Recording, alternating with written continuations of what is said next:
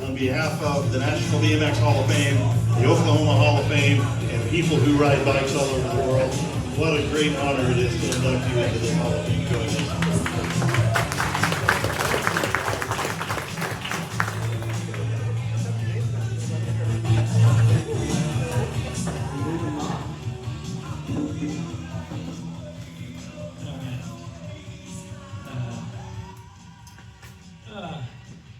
Yeah, I want to thank everybody that I don't know, has supported me through the years, and all the Hall of Fame committee and Cash, and yeah, I'm totally stunned that this is actually happening. I never felt like I did anything, so like how Philip said, I never felt like I did anything really special, but I did it for almost 20 years. So anyway, I'll try to keep it. If I touched on every, there's a lot of chapters here, and if I touched on everything, we'd probably be here for several hours. So I'm just going to do some highlights and try to tell some silly stories, and thank some people that I interacted with or supported me, and I don't know, made things happen. But anyway, I think the whole thing started, my whole journey in the BMX probably started between 69 and 75 with several different things, me and my brothers, my brother Phil and Daniel, my brother Daniel's here, and we would, probably Evel Knievel was our first, like, oh, look at this guy. It's crazy, it'd be on the show, on the TV on Sundays or whatever, and all that drama, and like, this guy's gonna die, and he'd crash and sometimes make it or whatever, but it's like, jumping stuff is cool. And my grandmother, she her backyard was butted up against Lightning Creek, which just could walk down the street around the corner. There was like a wooded section, and when I was probably 5 or 6 years old, she used to take us down there and on these nature walks, and so we would see, basically this place was like a wooded area. The creek ran through there, probably took 1,000 years to form this place, and so it was basically like a giant dirt skate park, just a creek that snaked along and had these, later we would find out that place is called Suicide, but anyway, she would take us down there and we would look at all the stuff and, oh, look at these snakes and whatever, but there was always kids down there riding their stingrays, and we were just like, whoa, guys, you can't do that. You can't ride down that stuff and jumping, and we didn't know what that was, but we thought it was cool. It's kind of one of those things that we saw, and I don't know. And I just remember this at one point. My brother Phil and I were watching cartoons or something, and this, I don't know if it was an ad for, I don't know, maybe Shawnee or more, or something, I don't know, but it was like, basically it was the opening,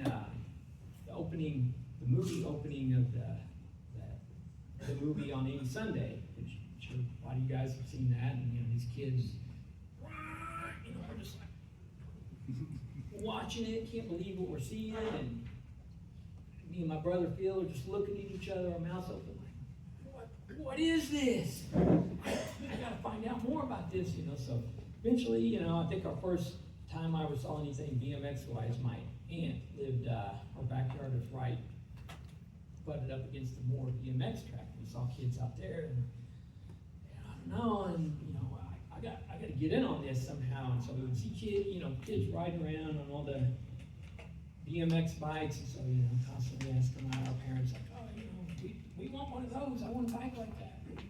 So we went to the bike shops, and lots of kids in our family, pretty low, kind of low budget. So we, we're looking at bikes, and no, we just can't afford this. It's out of our price range, So probably like I think it was around Christmas of 1977, my dad, bought this used 75 Webco, and pretty clapped out, but it was sweet. Had tough wheel ones and redline forks, and I was like, yeah, I loved the bike. It was great. Rode it everywhere, and so I don't know, sometime late 78-ish or so, my parents got divorced, and so we started spending the summers at my grandmother's house, and right next door to her. Initially we were kind of bummed out, oh, we got to stay here, but she's like, oh, this kid just moved next door, you should introduce this to him, this is Kevin Dunsmore. And so we became friends, and then the Cantrell brothers, Aaron and Damon, they lived right across the street, so we kind of got this little crew formed before long, and we started going out, riding down to Suicide, and, meeting some different colorful characters down there, and we start hearing different things, about legendary, oh, you should go to the Shawnee track or this place or that, and we always hear about this guy named Dallas. He's just this local, this legend. Oh, that guy. Yeah. Who is this Dallas guy? Where he lives down this way, right? I remember we would go ride around looking for Dallas, and what is it?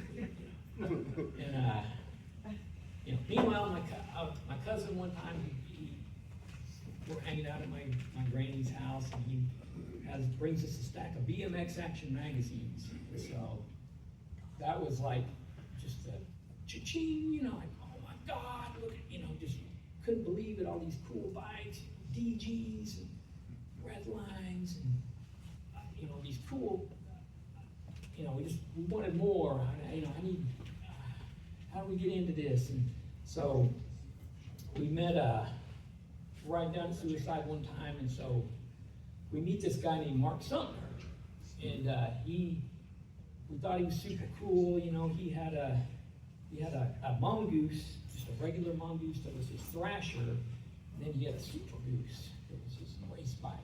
Whoa, this guy's got a Thrasher and a race bike. That we were blown away, and so he, kind of filled us in a little bit, and so we kind of our routines.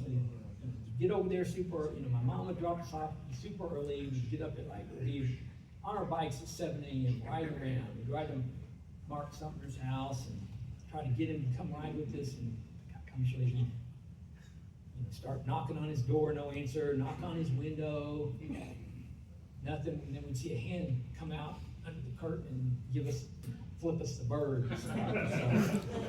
But we'd just run around racing, ride to Wheelorama and knock a Jammin' Jimmy Weiner frame off the counter and get kicked out, and ride over to House of Wheels and check that out. And there's a shop nearby called Cycle In South. It was just kind of a little hole-in-the-wall store. He didn't really have any bikes, but any BMX bikes. Like, you need to get signed. So eventually he had some mongooses and Webcos and stuff in there, and go to Capitol Hill Bike Shop and just make the rounds. But anyway, I was at House of Wheels, and I saw that they had these flyers and this is when the Trosper Park, the OKC BMX track was first opening, and so so I take one of the flyers, has everything you need to know. It's got the times they race, the days, what you need. All you need is a helmet, a long sleeve shirt, and a bike. But you got to have some caps on the ends of the axles, that stick out too far. So sweet. So I get home and tell my mom, yeah, look at this. I want to do this, and she basically it was like, tell her I wanted to race, and I was met with an immediate no. Too dangerous.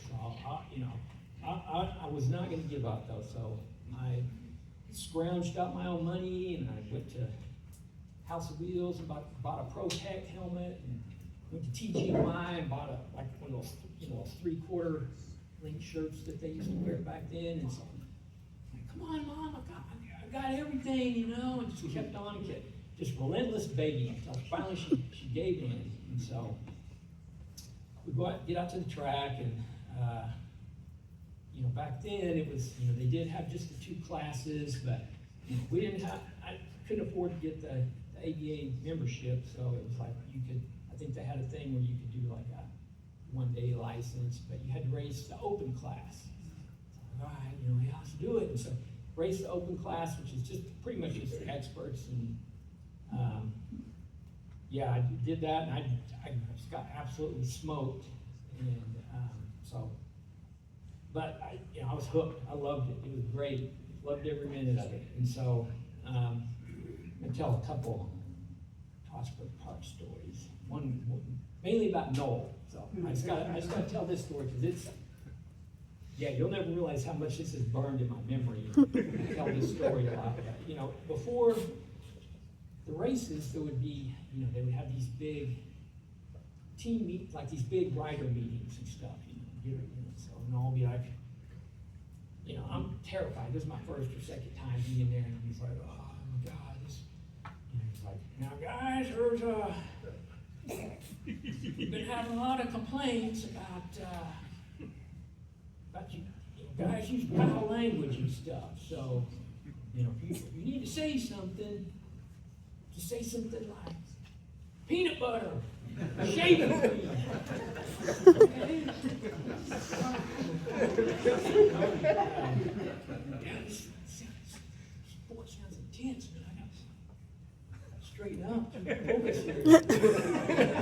So, and he'd be like, this Prosper had the, sure, a lot of you guys that raced there, the dirt was like this reddish, silty, red clay, got into everything. And so I was like, now you guys gotta keep your bikes going, because this red dirt, it gets in everything. And if you don't believe me, you better check that bottom bracket. I didn't tell that story. I don't know. I thought it was great because, you knew the track was, that when it would rain, I don't think they had water out there the first few years, and so it would rain, and they had the track would get all rutted out and everything, and water running down the berms, and so, we'd get out there and we'd see Noel out there in that international, that gray international out there smoothing everything out. Track's gonna be great today. That's just my little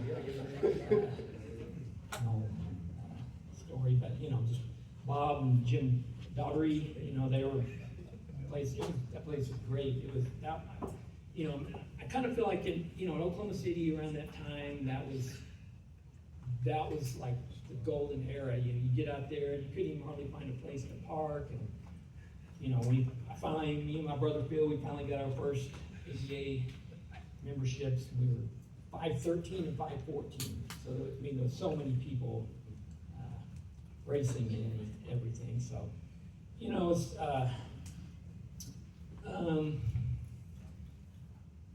so as we kind of got older, we started spending more time on our own and not going over to my granny's and stuff during the summer. So we started we started initially, we just built this junk in our backyard. We had a pretty good sized backyard. We just had this little wagon, and we'd go dig some holes over in the corner and pile up the dirt and stuff. And we'd kind of get in trouble. Oh, you guys are tearing up the yard. I'm like, oh no, we'll fill it back in. We started with just kind of one jump in the middle, and then pretty soon we had a full-on track, and we get it. We're still racing and stuff, and I think that little track was kind of what gave us the, just the confidence and things to just get better and better. Our equipment started getting better, lighter bikes and things like that, and so we're starting to get better. It took us a long time compared to a lot of the guys we started with. They were experts within the first year, and took us a pretty, a decent amount of time, but by 83, we're starting to get pretty competitive, experts and competitive locally, maybe do a few nationals here and there, but, so anyway, my dad decides to open up a bike shop in 1983. And he had no business knowledge, no small business knowledge, and I mean, all we knew about was BMX stuff. We were, pretty well versed with that, and so, we started this shop and had no idea what we were doing. Just kind of learned as we went along, and in 3 years, we pretty much had a pretty good idea, how to work on, at that time, bikes were still pretty simple, every kind of bike, and you had to pretty much do much, but we were so in debt that time, the shop had to go out, and shut it down in 1986, but we had a shop team that eventually became the Trosper Park BMX team.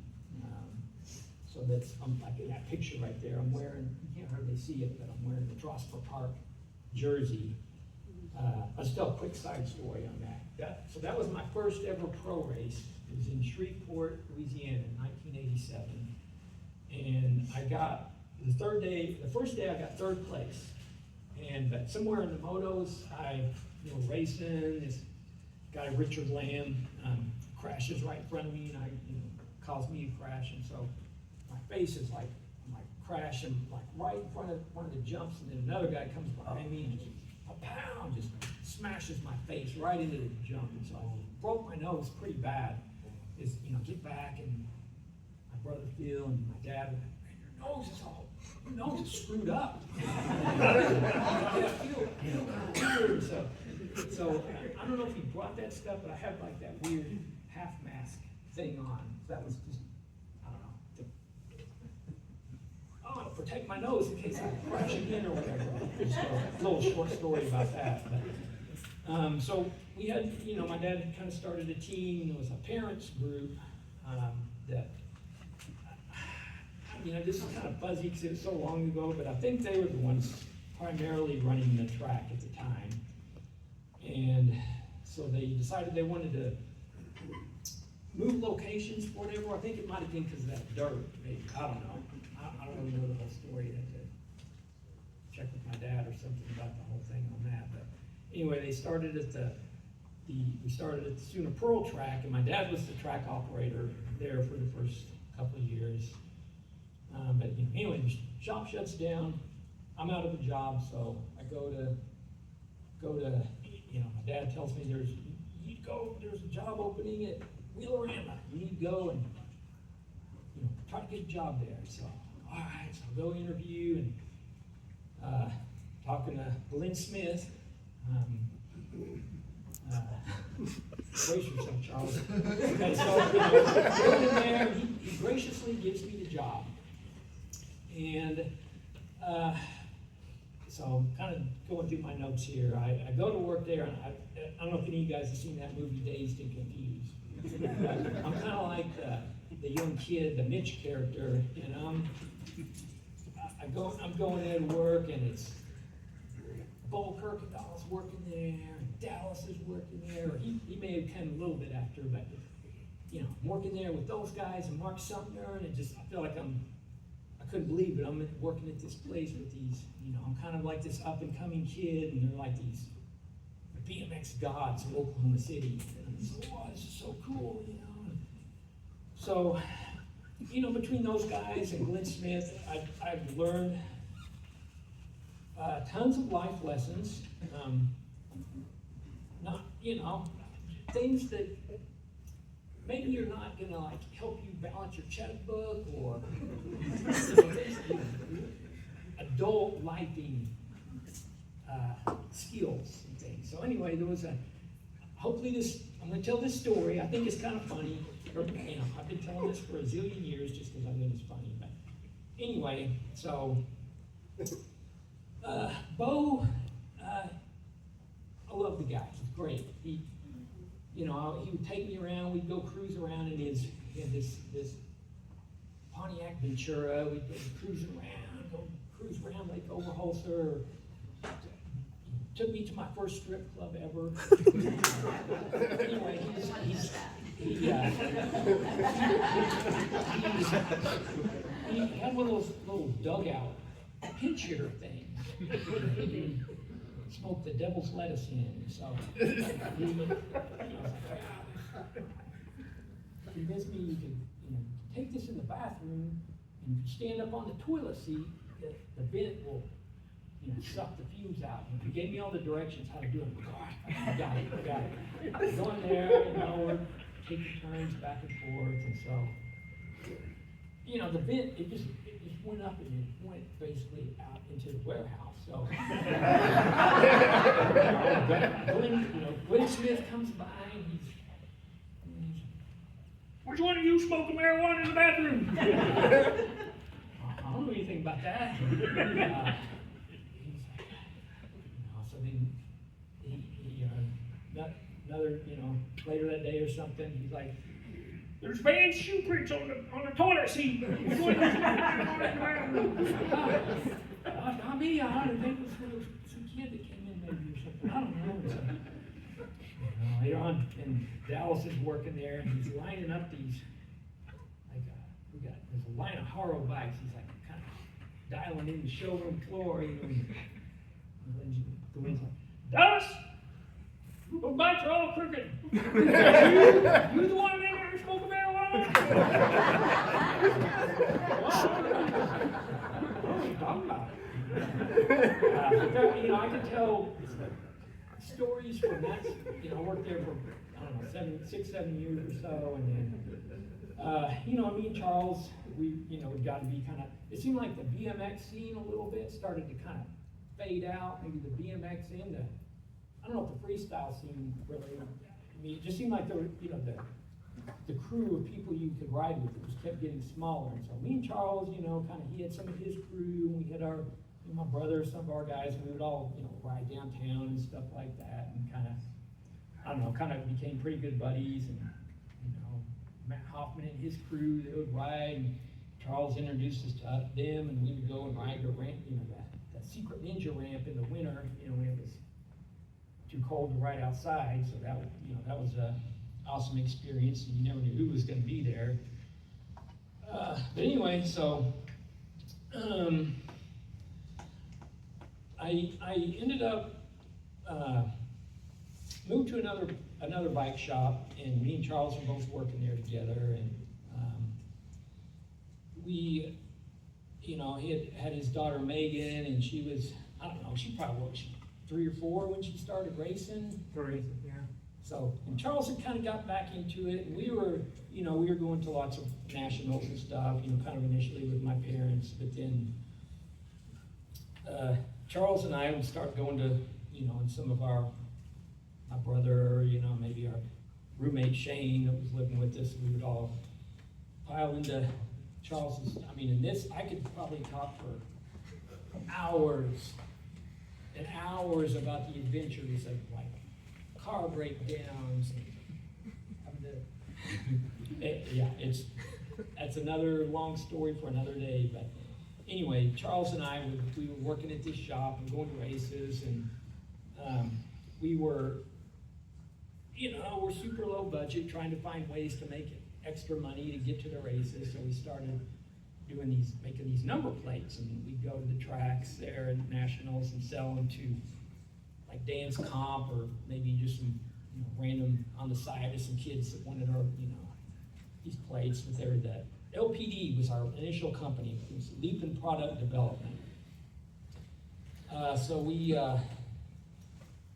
we'd go, and then we went to this one race in Chandler, Arizona, and the actual story was that we flew out there with our bikes and our bike boxes, and I don't know, we would have no plans at these, we would just say, let's go to this race, and we'd load up, no plans, no hotel reservations, nothing. We would just go and wing it and try to make it happen somehow. So we get to this race, and we had tents. We were sleeping in tents, but during the day, hot summer sun, and it was probably February, but it was still hot sun in Arizona there at that time, so we took our bike boxes and formed this little hut.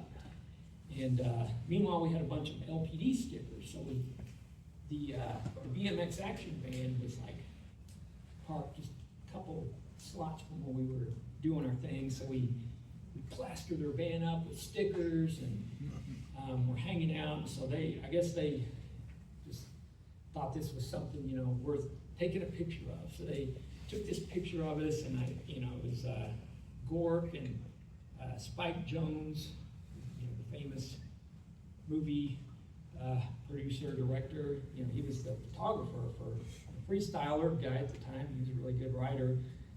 And then Chris Mad Dog Muller, they were there, and so with the BMX action van, and they took pictures of us in this thing, and then in the cat, and actually put it in the magazine. So that was always kind of like a lifelong dream to somehow get your name, your picture somehow. Usually it was you'd winning a race or, you know, doing well at a race, but it was like we're sitting there and the caption was like, "This is BMX reality. These guys from Oklahoma probably hitchhiked out here and slept in their cardboard boxers for tents." And so it kind of, I don't know, we kind of got, you know, known around our local scene as, you know, people would see us at races, "Oh yeah, you're those guys." And so we were at a race in Reno, I think maybe sometime at some point after then. I can't remember if it was early in the year or the beginning. Kind of, my memory's kind of fuzzy, but hit my head too many times. But anyway, we run into like the POW crew, which was the Pros of Westminster. And so it was like, you know, Chris Moeller was there, and so we run into him, and they're, you know, he's like, "Oh, you are those guys." And, yeah, he's like, "Well, I'm gonna start calling you guys the Cardboard Lords," and that was kind of a rip-off name. It used to be the Plywood Hoods, you know, Kevin Jones, or, you know, those guys that were. They had a breakdancing team called Cardboard Lords, so we kind of stole that name. "You guys are the Cardboard Lords." So we're like, okay, so we kind of got this, I don't know, weird lore, you know, that's people just started referring to us as that. So we switched the LPD to the Cardboard Lords. Our first number plate called the Big Bad Daddy. Yeah, and so anyway, another long story about that, which we can't talk about today. But anyway, you know, Charles and I were working together, and we're pretty much bike geeks. You know, by this point we're doing, you know, a lot of mountain bike riding too, and we're into the cool technology and stuff. And we're like, "Oh, these BMX, you know, mountain bikes now, they have threadless steers, they have cantilever brakes, and these cool oversight, you know." So anyway, we're brainstorming all the time. "Yeah, we should do this with this." And so, you know, Charles is really the guy that got the ball rolling, made things happen. But we get Freddie Karcher, who's at Buchanan Bicycles in Norman. Him and a guy named Keith Woodhouse. We designed these frames, which is basically based off of a S&M Holmes. Made a few tweaks to it and stuff, and so we had to build two frames. And so we had a guy, Daryl Cleveland, who was a sprint car racer manufacturer, and he built us the first, in my opinion, the first ever 1.125" BMX stems, threadless stems. There's some other, I think, standard bikes kind of gets credit for that, but I feel like we were the ones that did it first. You know, you got them out there, and so we had the, you know, that was, we, you know, go to the races and try to sell things. You know, Charles is really the guy that got the, you know, found other people that manufacture, you know, lots of the stems and things like that. You know, we made a few early prototypes, and anyway, so. Starting to ramble on. You know, that was a pretty fun thing. We had our, at that point, it was like, well, we got the bikes, we got, you know, we're factory teams, we could start our own team. So we did that, had a team. It was kind of like a Bad News Bears kind of situation, but we had some pretty good kids on there. And you know, one thing we would always look for the kids that could jump really well. And so, you know, I remember going to a race in Maryland, and so, you know, we had the little Reeves brothers, Nick and Alan Reeves, and then race ready Robbie Smith, and you know, we got Robbie Smith on our team, and he was super stoked, and he would like sleep in his cardboard Lords uniform, wear it to school. So Charles gave him the nickname Race Ready Robbie. So we'd go with those kids could just jump. So this track was kind of a downhill track, and it had this giant step up going into the first turn, and those kids were just none of the other kids their age were jumping. I mean, people were just, whoa, these kids, who are these kids? So I don't know, that was one of the, I don't know, prouder moments I feel like in the cardboard Lords, just, you know, and I think I don't know, Charles probably knows, but it seemed like there was a couple times we beat some of the big factory teams and some of the well-known factory teams, just with our kind of ragamuffin group of guys and stuff. And yeah, got to thank Charles and Dallas and Bo and Mark Sumner. You know, without those guys, they were really influential in a lot of, you know, the direction things went. And also Glenn and Evelyn Smith, who, you know, they really did a lot to support BMX back in those days. And, you know, they gave me a job, you know, and also I was on the Wheelorama team, you know, for a long time. But anyway, so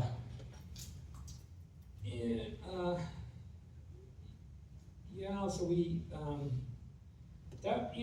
I think the cardboard Lords eventually kind of fizzled out. We got, you know, brought in the men's kind of got a little out of control, I feel like, and we couldn't keep up, so we brought some more people in, and eventually it just kind of felt like, I don't know, Charles probably knows more, but it seemed like there's too many cooks in the kitchen, maybe, and it just, the whole thing kind of fell apart. And anyway, so you know, I raced up until, I think the last year I raced was 1998, and you know, one of the guys that was kind of coming up and coming at the time, Adam Scott, I remember vividly my last ever pro race, and so we're going, and me and Adam were both in this semi. I don't know what exactly happened. We're going, and we're both kind of right there in that last little spot. You know, I think your seat post or something broke, or I don't know. You would have beat me, I think, but something malfunctioned on your bike and broke. And so I ended up with the last transfer spot, made the mains, and yeah. So I did shut down. That's 24-minute music right there. Oh, okay. Wrap it up. It's your time. Yeah, we're pretty much done. Yeah, so It's your time. that was, you know, I think I got my 99 license after that, but I was just like, you know, I think, you know, I've gotten into racing mountain bikes and road bikes and stuff, which is currently, that's still working in the bike industry and riding and racing bikes every day. But anyway, yeah, that was a story. I don't know, just kind of passing the torch along to the younger guys.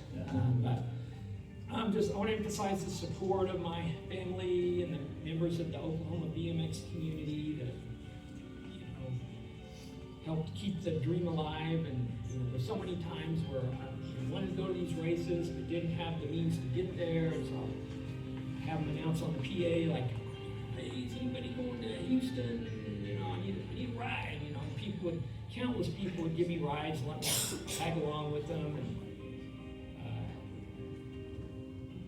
you know, remember we went with I'm talking about Chris Lanesberger there. He took us, we went in his truck to Rockford, Illinois, and we kind of had this new sweet new truck. as per usual, I was all beat up and sweating and trying to ride home, and I had blood all over his new truck and stuff. But, you know, I can't even think how many people that gave me rides to races or just the support that made it happen. And I don't know, that's about it. Yeah, everybody.